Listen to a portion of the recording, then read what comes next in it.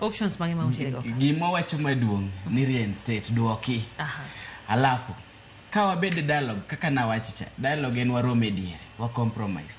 Ka sirikal wacho ni agin rigid, giwacho ni okay, nyaka wabed mana gi nyaka udhi graduate udhi me ceremony cha ukelnwa either booklet kata ukelnwa certificate. Kar watimni nikech most of us by the end of November kata October idhi do ka group ni the 306 ose graduate watimni wandikre piny. Ka graduate anytime ase graduate ni akel ni tiposta. Akel ni tiduoka kuma na tiecha. Onge shida, waonge godo gi shida. Wan mane gik mwadwaro. Odwokwa kata wabed piny wandikre. Owachi niya ka graduation e shida kar wadhi graduate wa ka biro kati wandiko mano wandiko nikech jasiasa kinyal amini wachne konyisi gi dhoge mano to saao koro konyisa ni wandikre mano to waonge go shida. Yes, lakini policy kitiyogo watigo to the latter, waluwe to the latter. Yes.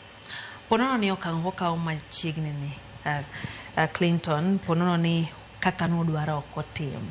Anano kuchako wach mar ng'anyo ndalo moko kwatwa gi mokuom jotend jo KMPD giwacho ni gibro ng'anyo nyaka ging'any. Ere step modhi kao dipono udhi medo ng'anyo kendo ng'anyo koso nitie yo machielo modhi teo mondo miwinj godo duondo. Wan gi yo mang'eny. Ng'anyo en mana one of the ways mwatimo loso gini.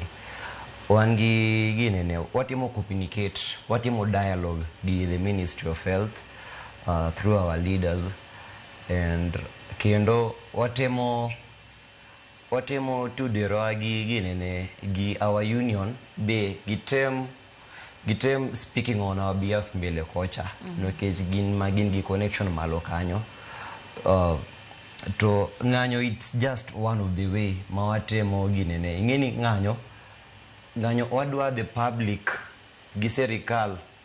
Ngeni ko aling ko bedo e ot ji dhi ng'eyo ni onge gima tim madhi mbele. Ji dhi ng'eyo onge injustice madhi mbele. Nyaka woka endara mond Kenya mangima jite ni ntie kuma nigi shida health sector kae. Yeah.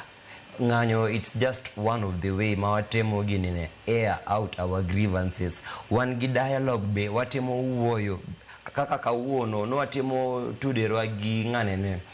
CS Duale man warito official communication madwa dialogue kode.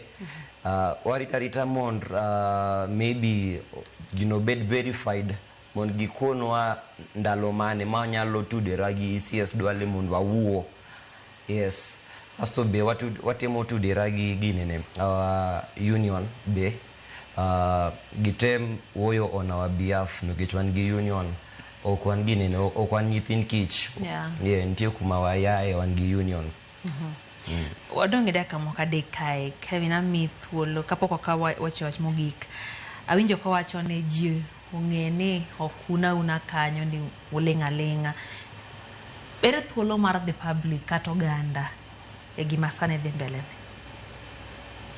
Sama abedo revoked an nyathi ng'ato. An owad gi ng'ato. An gi nyaminwa moro bende oko kachacha. The economic impact is massive. Nikech wasewito gini pesa no kolal o influence kata joma ni dala, o influence janyuol, influence other siblings.